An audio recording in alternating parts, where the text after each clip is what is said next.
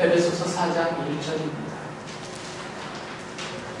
그러므로 주님 안에서 같이 몸이 된 내가 여러분에게 권합니다. 여러분은 부르심을 받았으니 그 부르심에 합당하게 살아가십시오.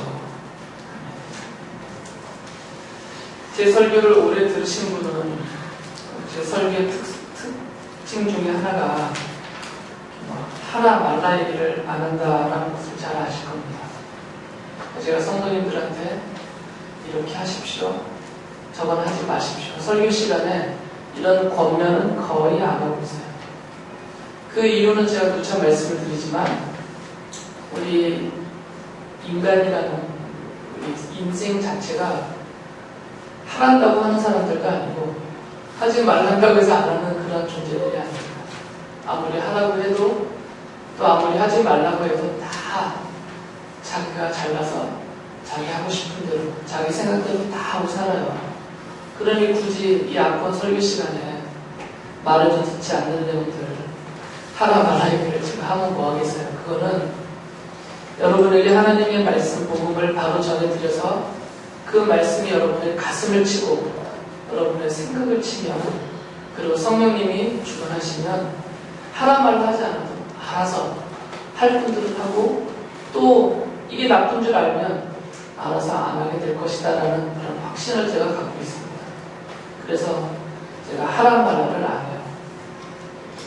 그러다 보니까 저한테 뭐 묻는 분들도 없더라고요. 그런 거. 그래서 제가 좀 편합니다.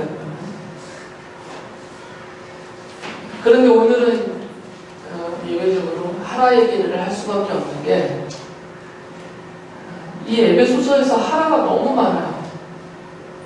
지난주에 제가 이 에베소서의 앞에 부분을 말씀을 드렸는데, 그것을 좀 짧게 요약을 한다면, 바울 사도가 에베소 교인들에게 지금 오늘 본문에서도 4장 1절에서도 봤지만, 바울은 지금 옥에 갇혀있는 상태거든요.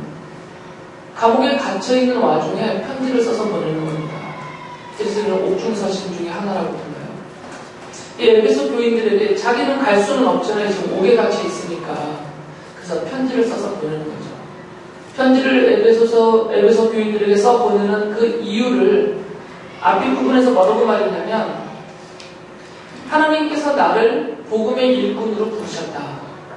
그런데 그 복음은 그리스도의 십자가의 복음인데, 이것은 하나님의 비밀이요 그리스도의 비밀이다. 비밀이라는 것은 하나님이 이제 가려놓으신 거잖아요. 하나님이 가려놓으셨기 때문에 비밀이거든요. 그래서 지난주에 제가 비밀의 두 가지의 의미를 말씀드렸잖아요. 하나는 알 수 있지만 알지 못하도록 이렇게 숨겨놨을 때 그게 비밀이 되는 거죠. 그래서 이 비밀은 어떤 사람들에게는 알려지는 비밀이고 어떤 사람들에게는 숨겨지는 비밀이에요. 그래서 하나님이 누구에게 알려주셨냐면 1장 앞에 부분부터 쭉 말씀을 하셨습니다. 하나님이 창조 이전에 택하시고 사랑하시고 부르셔서 하나님의 자녀로 삼기로 예정한 자들, 그들에게는 알려주시는 하나님의 비밀이에요. 그러나 택함을 받지 않고 하나님의 자녀 삼기로 하나님이 예정해 놓지 않은 사람들, 그들에게는 알려주시지 않는 비밀이에요. 이게 첫 번째였고요. 두 번째는 비밀이라는 것은 이 수준이 맞지 않기 때문에 모를 때의 비밀이 되죠. 그래서 우리가 흔히 쓰는 말이 우주 생성의 비밀, 이런 말을 쓰잖아요. 이 우주가 어떻게 만들어졌는지는 우리가 모르기 때문에 우리가 알 수 없는 영역에 있는 것들은 비밀로 남아있는 거죠. 우리는 하늘에 대한 비밀이 많아요. 바닷속 깊이에 대해서 알 수 없기 때문에 땅속 안을 모르기 때문에 이런 것들은 다 비밀의 영역입니다. 사실 우리 인간이 이 온 우주에 대해서 이해하고 파악하고 정확하게 알고 있다는 것은 0.1%도 아닙니다. 그만큼 이게 광대하고 광활한 우주예요. 그래서 하나님의 비밀이라는 말은 우리가 알 수 없는 것이기 때문에 비밀인 거죠. 근데 그 비밀을 이제 하나님이 알려주신다는 거죠.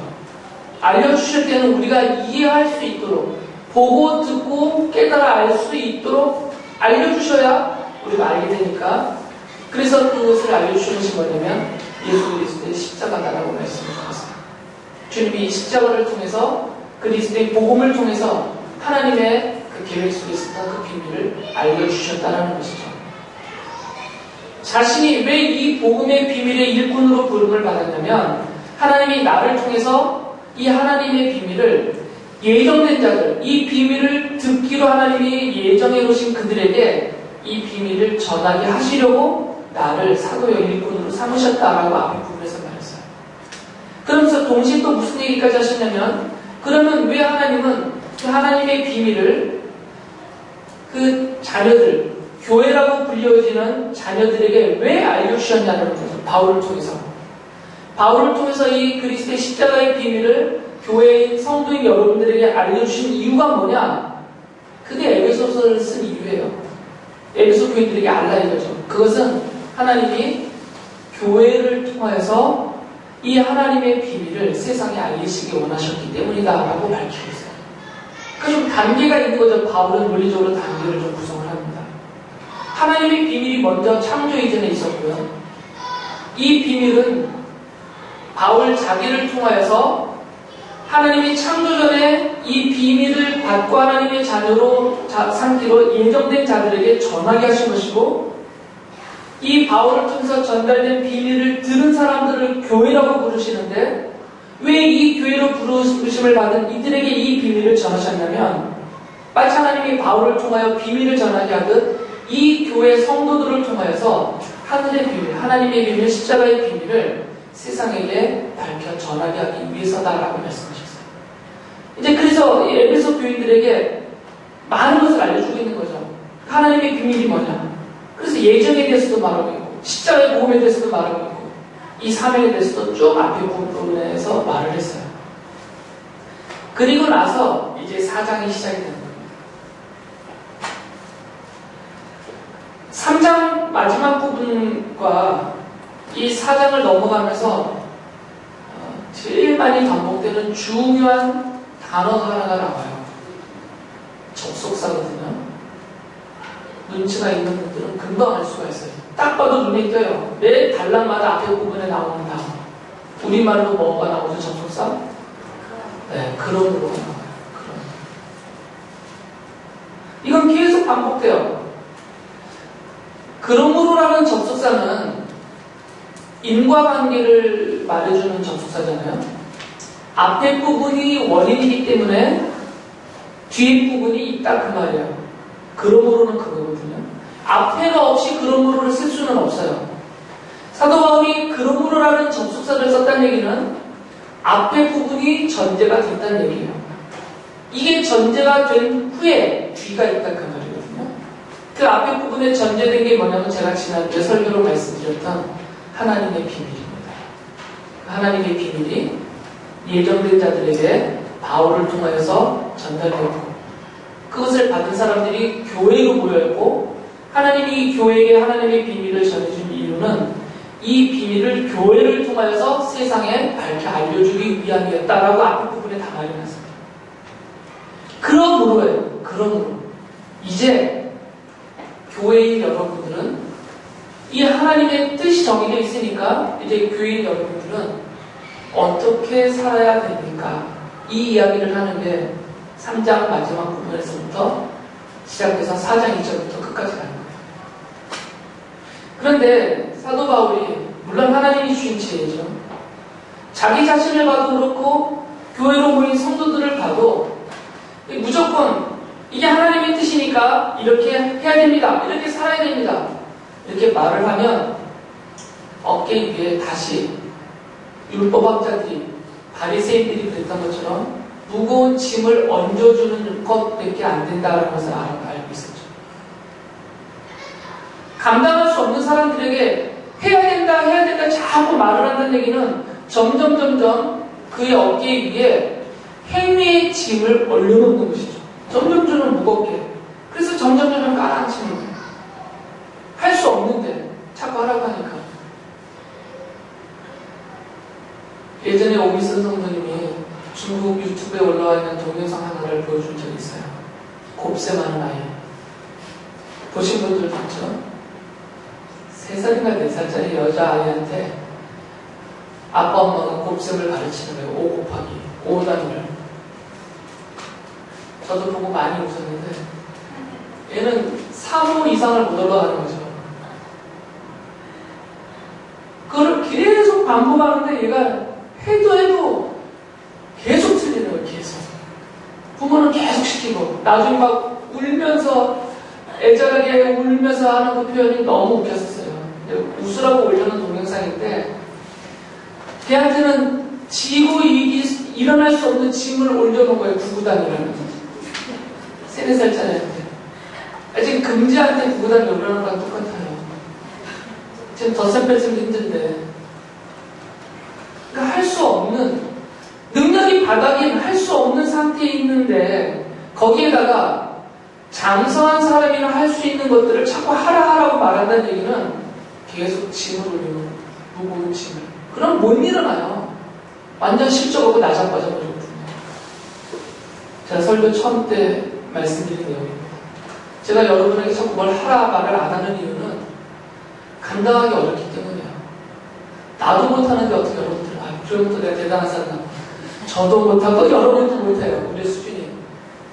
그러니까 하라 해서 되는 게 아니라고요. 그러니까 바울도 그걸 알죠. 하나님이 우리를 얼마나 잘 아시겠어요. 그러니까 해야 된다, 이렇게 살아야 된다 말하기 전에 바울이 에베소 교인들을 위해서 기도를 합니다. 그 기도의 내용이 3장 뒷부분에 있어요. 14절에 보면 이렇게 기도를 해요.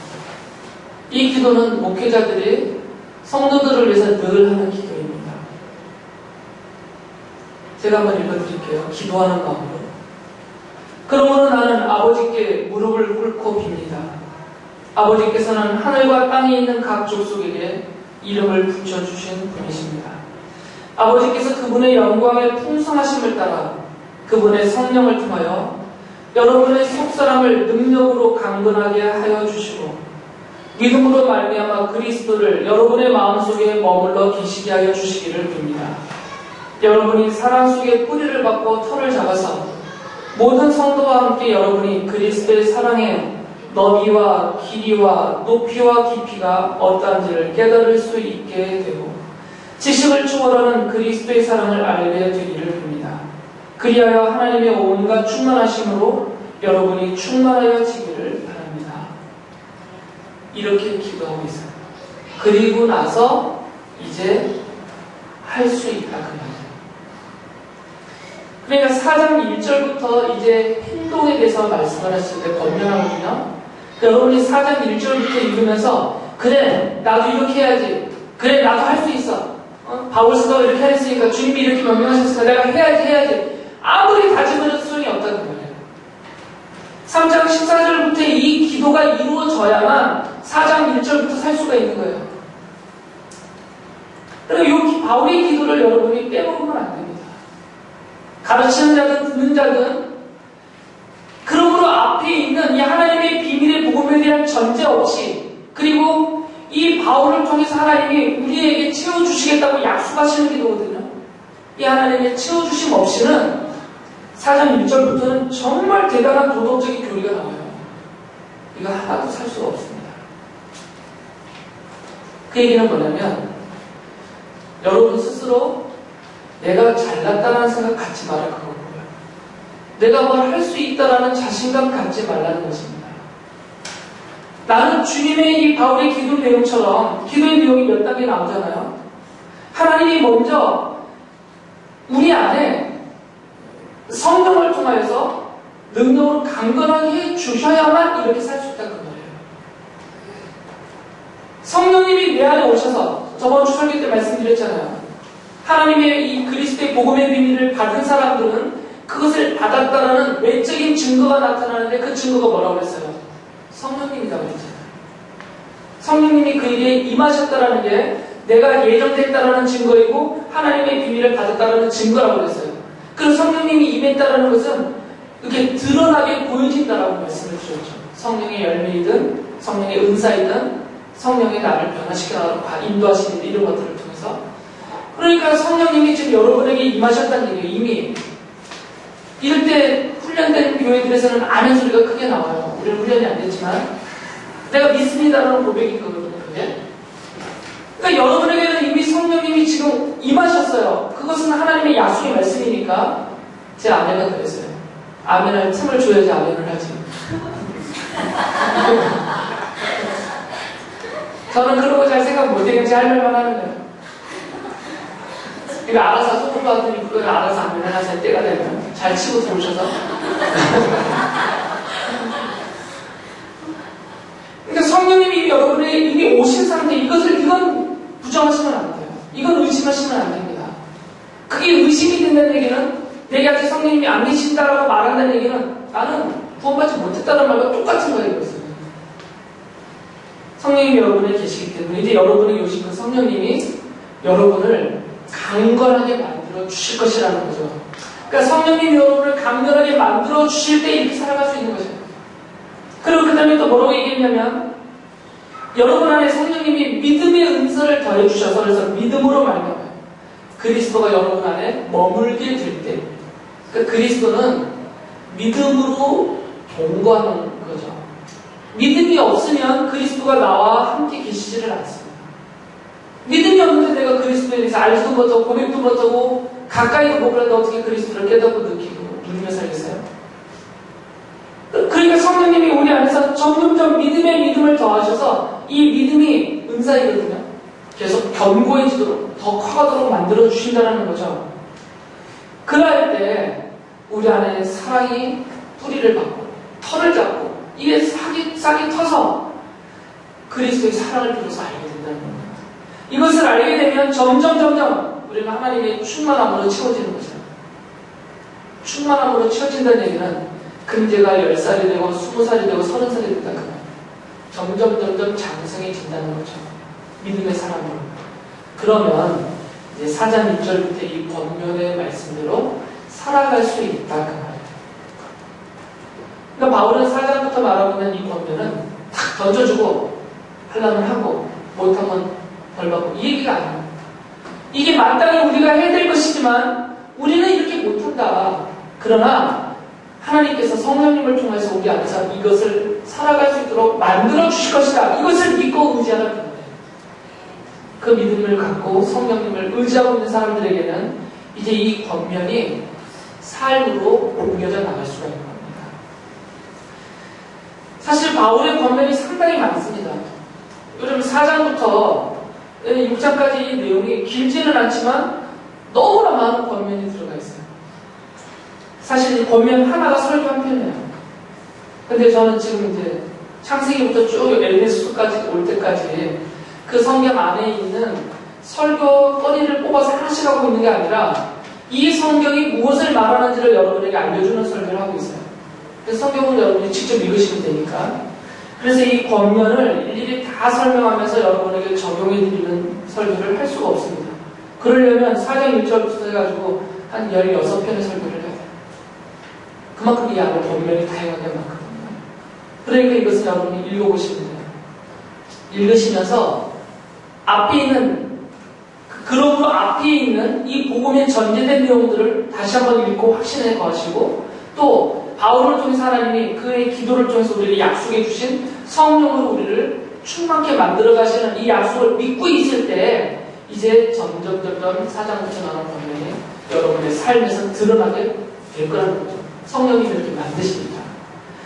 그래서 그 어떤 권면들이 있는지만 좀 살펴를 보겠어요. 그 내용들만. 먼저 첫 번째 오늘 말씀에 보면 이것은 4장부터 나오는 모든 권면의 모든 전체 권면을 한마디로 말하는 겁니다. 그게 뭐냐면 여러분은 부르심을 받았어요. 이 부르심은 이미 앞에 1장에서 말한 겁니다. 하나님의 자녀로 삼기로 예정하셨다가 전제가 되어 있고 그 예정대로 부르셨다는 거예요. 그 부르심을 받았으니까 그 부르심에 합당하게 살아가십시오. 부르심 받았으니까 부르심에 합당하게 살아가라 이거죠. 제 아들 큰아들 김하영과 김하람이 지금 군대에 가 있어요. 그죠? 얘네들은 지금 나라로부터 군인으로 부름을 받았어요. 우리가 생각하는 군인은 군대 가서 뭐 하는 사람들이에요? 총 들고 나라 지키는 사람들이잖아요. 그게 군인다운 거죠. 군인으로 부르심답게 사는 거예요, 그게. 제 아이들은 뭐하고 있는지 모르겠어요. 근데 가서 지금 애들 말을 들으면 전혀 분위답지가 못해요. 커피나 타고 있고.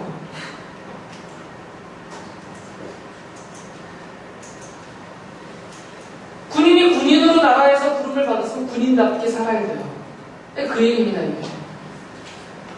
앞에서 말씀하셨잖아요. 하나님이 여러분들을 하나님의 자녀로 삼으려고 예정해 놓으셨고 하나님의 자녀로 삼으려고 부르셨다는 거죠. 그러니까 여러분들은 하나님의 자녀로 부르심받은 자예요. 그러면 하나님의 자녀로 예정되었고 부르심을 받았다면 하나님의 자녀답게 사는 것이 마땅하다 그 말이에요. 하나님의 자녀답게 사는 삶이 무엇이냐가 그 뒤에 쭉 나옵니다. 2절부터. 여러분이 4장부터 쭉 읽으면서 이게 하나님의 부르심을 자녀로 부르심을 받은 내가 하나님의 자녀답게 살아가야 되는 삶이요 인격이고 생활이구나 이것을 생각하시면서 읽으시라는 거죠. 그러나 이것은 내 입으로 되는 게 아니라 하나님께서 내 안에 주신 성령님으로 인하여 이것이 되어가게 된다. 그것을 생각하시면서 보시라는 거죠. 보면서 내가 이거 어떻게 이렇게 사냐 이렇게 보지 말라는 거죠. 이거는 김찬희 목사나 살아야지 내가 무슨 목사도 아닌데 이렇게 살아 이렇게 생각하면 모르는 게 아니라 이것은 내가 살아야 될 내 삶의 방향이며 목적이고 규정이에요. 그런데 내 힘으로는 못해. 하지만 나를 부르신 하나님이 성령님을 통해서 이것을 하게 해주신다는 것을 믿고 보고 힘을 내시라는 거예요. 이 모든 것을 크게 몇 개로 나눠보면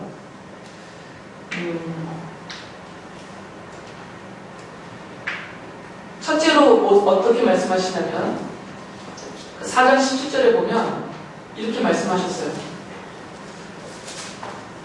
그러므로 나는 주님 안에서 간곡히 거부합니다. 이제부터 여러분은 이방 사람들이 허망한 생각으로 살아가는 것과 같이 살아가지 마십시오라고 말해요. 이 말씀 속에 4장 2절부터가 쭉 포함이 다 들어가 있어요. 그러니까 이방 사람들이 허망한 생각으로 살아가는 것처럼 살아가지 마십시오. 이방 사람은 하나님 안 믿는, 하나님의 자녀가 아닌 사람들을 말합니다. 하나님의 자녀가 아닌 사람들이 갖고 있는 생각은 허망하다는 거죠. 그러면 하나님의 자녀가 아닌 분들이 갖고 있는 그 허망한 생각이 뭐겠어요? 그분들의 정체가 뭐냐면 세상이잖아요. 아무리 도덕적으로 존경받을 만한 분이라 하더라도 아무리 세상의 권력자라 하더라도 그들의 본질은 하나님의 자녀가 아니기 때문에 어쩔 수 없어요. 세상 사람인 거죠. 세상에 속해 있는 세상 사람인 겁니다. 그렇다면 이들은 세상 나라의 시민이에요. 제가 설교 시간을 통해서 성경 공부 시간을 통해서 많이 말씀드렸어요. 하나님 나라와 세상 나라를 비교해 볼 때 세상 나라를 구성하고 있는 특징 3가지가 있다.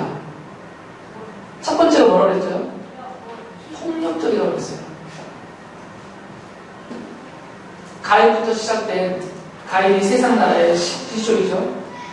가인부터 시작해서 바벨탑을 통해서 이방 나라를 통해서 쭉 현재까지 이어져 오고 있는 이 세상 나라를 구성하는 세상 나라의 특징 첫 번째는 폭력성이에요. 힘의 나라입니다. 힘. 교회는 하나님의 나라거든요. 근데 교회 안에서 힘이 원리로 지배가 된다면, 지배 원리로 힘이 작용된다면 교회는 세상 나라입니다. 세상 사람이고. 두 번째 특징은 뭐라고 했어요? 물질적이라고 했잖아요. 세상 나라의 신은 돈이에요. 아무리 고상한 철학과 문학과 종교를 다 포장해 놨더라도 이 세상 나라의 신은 배가 그랬어요. 이 배가 바로 물질이에요. 세상 나라의 특징은 물질적이에요. 모든 것의 궁극적인 도착점은 물질입니다. 권력도 물질 때문에 존재하는 거죠. 그 끝은 물질의 결국은 모든 것이 이게 세상 나라의 특징이에요. 그래서 세 번째 뭐라고 그랬어요? 타락성이라고 했잖아요. 모든 면에 타락되어 있어요. 모든 면에 온갖 부패와 타락이 이 세상 나라의 특징이라고 해요. 이것은 갈수록 심화됩니다. 이 세 가지의 특징은 갈수록 약해지는 게 아니라 더 심해져요. 이게 세상 나라의 특징이에요. 이방인들은 세상 나라 사람들인데 이 특징을 갖고 사는 사람들이에요. 이게 이들의 허망한 생각이란 말이죠. 권력과 물질과 타락. 이 타락에는 정신적인 타락, 사회적인 타락, 도덕적인 타락, 성적인 타락 다 포함되는 겁니다. 그렇게 살지 말라 그 말이죠. 근데 우리가 지금 그렇게 살고 있기 때문에 그렇게 살지 말라고 하는 겁니다. 우리는 부르심을 받았으니까. 전에는 세상 나라 사람으로 세상 나라 안에서 이 특성대로 살아갔었지만 이제는 우리가 예전대로 우리는 부르심을 받았으니까 이제는 그렇게 살지 말라 그 말입니다. 성령님이 이끌어 주실 테니까. 두 번째로 말한 것은 4장 22절에서 24절에서 말하는 겁니다. 옛사람을 버리고 새사람을 입으십시오. 그래서 이 옛사람의 가장 큰 특징을 두 가지를 말했어요. 42절에 4장 25절에서는 여러분은 거짓을 버리고 각각 자기 이웃과 더불어 참된 말을 하십시오. 첫 번째 거짓을 버려야 된답니다. 두 번째는 26절에서 화를 내더라도 죄를 짓는 데까지 이르지 않도록 하십시오. 해가 지도록 노여움을 품고 있지 마십시오. 분노예요. 거짓과 분노. 이게 옛사람의 습관이에요. 옛사람은 예수님 믿기 전의 사람을 말합니다. 부르심받기 이전의 사람. 부르심받기 이전에 세상 사람으로 세상 나라 안에서 권력성, 물질성, 타락성 속에서 살고 있었던 사람들이 몸에 배인 습관이 뭐냐면 거짓과 분노거든요. 그러니까 이제는 벗어버려야 되지 않겠어요? 이게 저 자리에 있었을 때 우리의 삶이니까 이제는 하나님의 자녀 천국의 백성으로 부르심을 받고 나왔으니까 이제는 그 삶의 습성을 버리라 이겁니다. 그 특징이 뭐냐? 두 가지예요. 거짓과 분노. 이건 반드시 버려야 될 것입니다. 근데 이게 내 힘으로 안 버려져요. 그러니까 기도하며 성령의 인도하심을 따라서 나아갈 때 우리는 점점 거짓을 버리게 되고 분노를 버리게 돼요. 그러니까 여러분이 아직도 자기도 모르는 사이에 거짓을 말하고 거짓을 행하고 거짓을 듣고 거짓을 따라가고 거짓하는 삶이 있다면 내가 아직도 옛사람의 모습을 덜 벗은 거예요. 지금 얼굴만 닦은 거지. 때가 온몸에 덕석지는 부정입니다. 아무리 하나님의 자녀가 됐지만 내 몸에는 배어있는 세상의 때가 있단 말이죠. 본질은 자녀가 되었지만 이 몸에는 아직도 세상에서 살아왔던 때가 붙어있기 때문에 이것을 닦아버려야 되는데 우리가 지금 현재 얼굴만 겨우 닦은 날이 지금 잘난 척만 하거든요. 난 하나님의 자녀의 일하고 반잘반잘하는 거예요. 근데 이 가리고 있는 몸 안에는 아직 때가 많거든요. 이게 거짓이고 분노예요. 이걸 벗어버려야 된다는 거죠. 성령님이 벗겨주실 것이다 그 말이에요. 그래서 특히 이 거짓과 분노를 일으키는 원흉이 뭐냐? 그게 말이에요, 말. 그래서 예수를 보면 말에 대한 얘기가 되게 많아요. 야고보서 함께. 29절에 이렇게 말씀하세요. 나쁜 말은 입 밖에 내지 말고 덕을 세우는 데 필요한 말이 있으면 적절한 때에서 듣는 사람에게 은혜가 되게 하십시오. 그러니까 참 중요한 말씀. 그래서 이거 하나, 이 한 줄 갖고 설교하는 거거든요. 설교할게요. 나쁜 말이 무엇인지 여러분이 알아요. 나쁜 말은 입 밖에도 내지 말아요. 반드시 덕을 세우는 말을 하되 그 다음이 중요해요. 적절한 때. 아무리 좋은 말이고 아무리 마땅한 말이어도 내가 지금 그 사람에게 하면 그 사람이 실족할 거면 하지 말라는 거예요. 은혜가 되게 하는 거죠. 결과가 중요한 겁니다. 내가 하는 말이 정당성의 문제가 아니에요.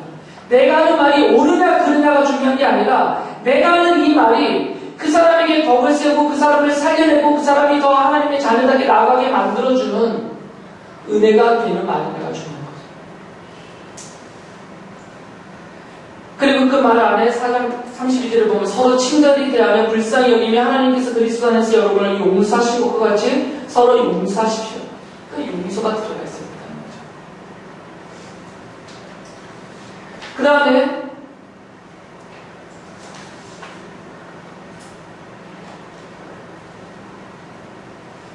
5장 1절에 보면 하나님을 본받는 사람이 되십시오라고 말해요. 제가 중요한 것만 말씀드리니까 합쳐버리고 하나님을 본받는 사람이 되십시오라는데 하나님을 본받는다는 게 무슨 말인가 밑에 설명해 주셨어요. 그리스도가 하신 것과 같이 이게 하나님을 본받는 것입니다. 그리스도가 십자가를 지시고 우리를 위해서 사랑하신 것처럼 우리에게 하신 것처럼 그러니까 그리스도가 하신 것처럼, 그리스도가 하신 것처럼은 어디 보면 알 수 있냐면 성경 보면 알 수 있어요. 성경에 보면 예수님이 하신 것이 그대로 나옵니다. 그러니까 예수님이 하신 것처럼 살아라. 이게 본받아라. 그 말이에요. 그리고 5장 8절에서는 빛의 자녀답게 살라라고 말합니다. 이 빛의 자녀는 빛의 열매가 맺혀지는 자녀들인데 이 빛의 열매는 어디 안에 담겨져 있고 어디에서 열매가 자라게 되냐면 선과 의와 진실 안에 빛의 열매가 있다는 것이죠. 선이 빛의 열매가 아니고 의와 진실이 빛의 열매가 아니고요. 이 빛의 열매, 빛의 자녀들이 그의 인격과 삶을 통해서 사람들이 보고 따서 먹고 누리고 풍성하게 베풀어줄 수 있는 그 열매가 어디 안에 담겨져 있고 어디서 자라나냐면 선을 행할 때, 그리고 의를 지킬 때, 그리고 진실하게 말하고 살 때, 그때 거기서 빛의 열매들이 맺혀지게 되고 사람들이 그것으로 행복을 누리게 된다 그 말이에요. 그럼 이 선과 의와 진실은 무엇이냐? 5장 10절에서는 그것이 주님이 기뻐하신 일이다 그 말이에요. 선이 무엇이냐? 의가 무엇이냐? 진실이 어떤 것이냐? 헷갈리면 걱정하지 말라는 거죠. 간단한 질문을 하나 이것이에요. 주님이 기뻐하시는가? 내 생각을, 내 말을, 내 행동을, 나의 결정을, 나의 계획을, 나의 삶을 주님이 보고 계시는데 주님이 기뻐하시는가? 기뻐하시면 그게 선과 의와 진실입니다. 기뻐하시지 않으면 그것은 악이고 불이고 거짓인 것이죠. 그 다음에 5장 15절에서 이런 말씀을 하십니다. 어떻게 살아가야 할지를 살피십시오. 이게 지혜로운 사람입니다. 그러니까 지혜로운 사람은 누구냐? 내가 오늘 하루를 어떻게 살아야 될지를 자세히 살피는 사람이에요. 그리고 내일을 어떻게 살아야 되느냐. 이것을 살피는 사람입니다. 그 사람을 지혜로운 사람이라고 하는데 그러면 오늘을 어떻게 살아야 되냐, 내일을 어떻게 살아야 되냐, 이것을 살핀다는 게 뭐냐? 이것도 간단하게 답을 주셔서요. 5장 17절에 보면 주님의 뜻이 무엇인지를 깨달으십시오.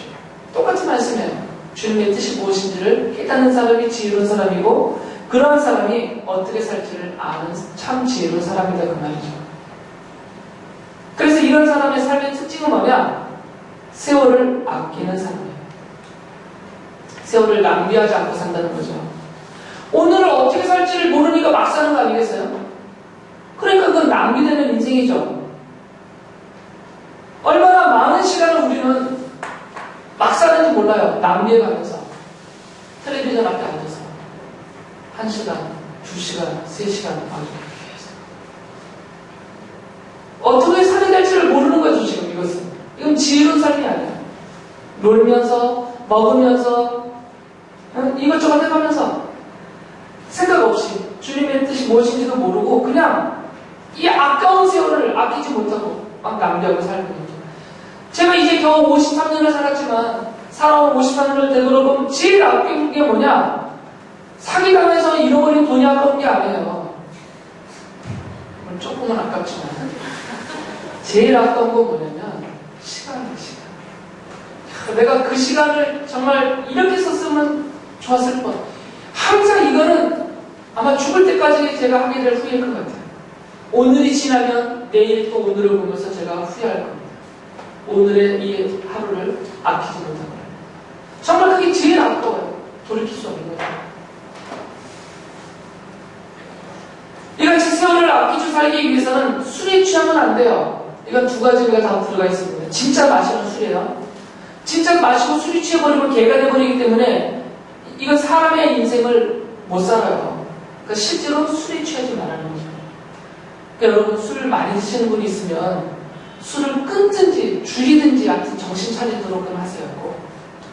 끊지 못하겠으면 정신은 차릴 정도는 남겨놔야 돼요. 정신 잃어버릴 정도로 필름 끊길 정도로 마시면 안 돼요. 또 한 가지는 이 술은 세상이 되면서거든요. 세상의 것에 취하지 말라는 거죠. 대신에 성령의 충만함을 받아요. 성령님이 이미 내게 와 계시니까 성령님이 나를 지배하고 다스리게 하라는 거죠. 술이 나를 지배하지 못하도록 세상이 나를 지배하지 못해요. 7번째로는 이 모든 것의 적용을 쭉 말씀하세요. 가정에서, 사회에서 적용해서 이렇게 살아라. 5장 21절에서 33절까지는 남편과 아내를 만나요. 남편과 아내의 관계 속에서 이 모든 것이 적용되어야 되는데 그것을 간단하게 비유를 해줬어요. 그리스도와 교회. 남편과 아내의 관계는 어떤 관계가 되느냐? 예수 그리스도와 교회의 관계가 같다 이거죠. 주님은 교회를 향해서 십자가에서 죽어주셨고요. 교회는 주를 향해서 죽도록 충성하는 관계입니다. 그러면서 남편은 그리스도의 역할을 하고 아내는 교회 역할을 하는 것이죠. 남자들의 짐이 더 무거워요. 그래서 아내를 위해서 죽어줘야 돼요. 이거 얼마나 힘들어요. 아내들은 핑계라도 있어요. 충성하고 복종하고 따라줄만 해야지 저것이 내가 따라주지만 아내들은 핑계라도 있지만 남편들은 핑계거리도 없어요. 왜냐하면 예수님이 대신 죽어줄 만한 것들을 위해서 죽어준 게 아니잖아요. 예수님은 죄인들을 위해서 원수된 자들을 위해서 죽어주신 거거든요. 그러니까 남편들은 우리는 핑계거리가 없어요. 아내들을 향해서 죽으라 할 때 그냥 죽어야 돼요. 우리는 어쩔 수가 없어요. 근데 아내들은 핑계가 있어요. 주님이 나를 위해서 죽어주셨기 때문에 내가 충성하는 거죠. 그러니까 남편이 잘해야 된다 그 말이에요. 제가 하기 싫은 소리들이에요. 그 다음에 6장 1절부터 3절까지는 자녀와 부모의 관계에 대해서 말해요. 이것은 간단한 두 마디로 했습니다. 자녀는 10계명 되느라 부모를 공경하셨으니까 공경해라.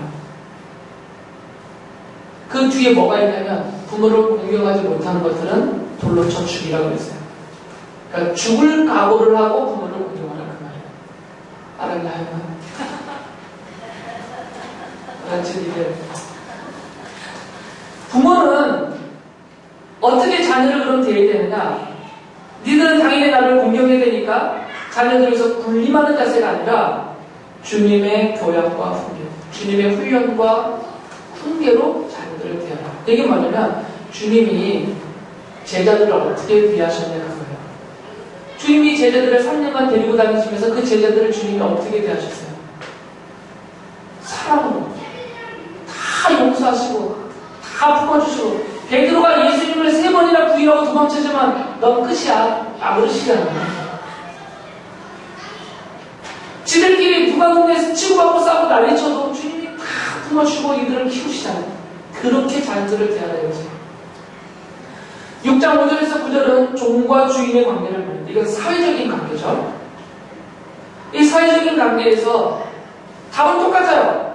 종도 주인도 똑같아요. 방법은 하나. 그리스도께 하듯 주님께 하듯 하라 이거죠. 종은 주인을 대할 때 내가 이 사람을 바라보고 이 사람의 입맛에 맞게 하는 게 아니라 다 보고 계신 우리 주님께 하는 마음으로 하라 이것이고요. 주인도 종을 대할 때 이건 내 노예고 하찮은 종이니까 내 맘대로 하는 것이 아니라 이 사람을 주님을 대하듯 대하라 그 말이에요. 이게 사회적인 관계입니다. 모든 사람이 서로를 대할 때 그 사람이 주님인 것처럼 생각하고 대하라 그 말이에요. 그럴 때 사랑이 이루어지는 거죠. 마지막으로 6장 10절에서 18절 보면 우리는 지금 악마와 싸우고 있다. 사탄이에요. 사탄 마귀와 우리가 싸우고 있다. 그러니까 하나님의 전신갑주를 입어라. 6장 11절에서 그러잖아요. 그러면서 쭉 설명해요. 그런지. 그러니까 내 싸움의 대상을 알고 살아라 이거죠. 내 싸움의 대상은 얘가 아니라고요. 내 싸움의 대상은 얘가 아니라 우리 사이에 틈을 내고 있는 그 악마다 그 말이에요. 그래서 틈을 주지 말라고 했어요. 사장의 17절에서. 근데 우리는 지금 이 성령의 충만케 하시는 인도하심을 못 따라가다 보니까 내 싸움의 대상도 모르고 싸워요 지금. 얘가 내 싸움의 대상이 아니니까. 그래서 지금 우리끼리 싸우고 있는 거죠.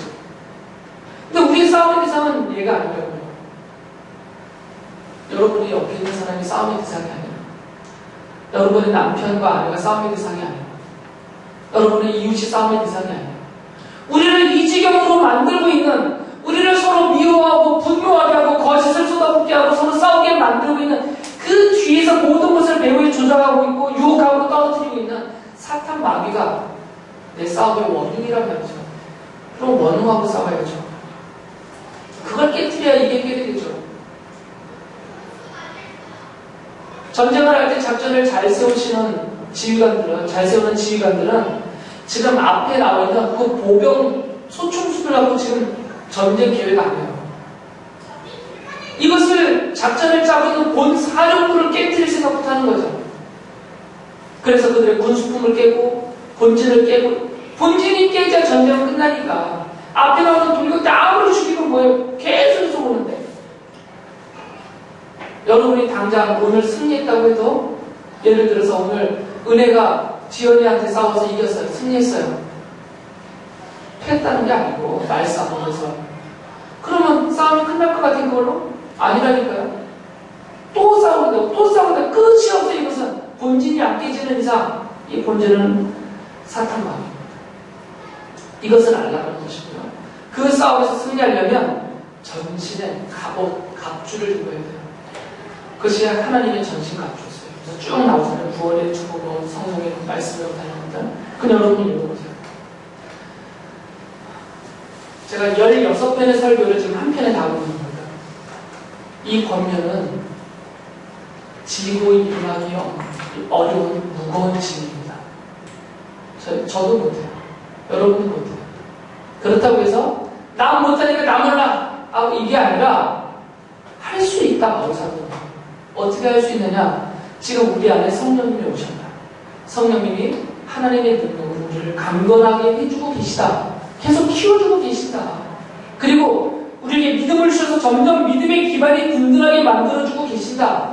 그리고 우리 안에 그리스도가 사랑을 넣어주셔서 그 사랑이 뿌리를 받고 손을 잡고 점점점 자라나고 있다. 그러니까 우리는 갈수록 할 수 있다. 그 말이에요. 포기하지 말고, 또는 내가 할 수 있다 하지 말고, 그런 사람은 100% 실패니까 늘 성령님을 의지하고, 내가 이 복음의 비밀을 받을 자로 예정되었고, 예정된 대로 부르심을 받았고, 이제 나를 통해서 하나님이 이 복음의 비밀을 다른 믿지 않는 세상 사람들 향해 보여주고 알려주려고 하시는데, 그러려면 그들이 무엇을 보고 이 복음의 비밀을 알겠느냐? 나의 인격과 삶의 변화를 보고 알 것이다. 그러니까 이런 삶의 증거를 나타내야 되는데, 이것은 성령님이 도우실 것이다. 그러니까 힘을 내서 이렇게 살자. 이것이 에베소서의 내용이에요. 이걸 생각하시면서 여러분이 다시 한번 진지하게 에베소서를 읽으시길 바라시고요. 이것이 내 삶의 이유이고 나를 부르신, 하나님이 나를 부르신 중요한 목적입니다. 이것을 아시고 살기 바랍니다.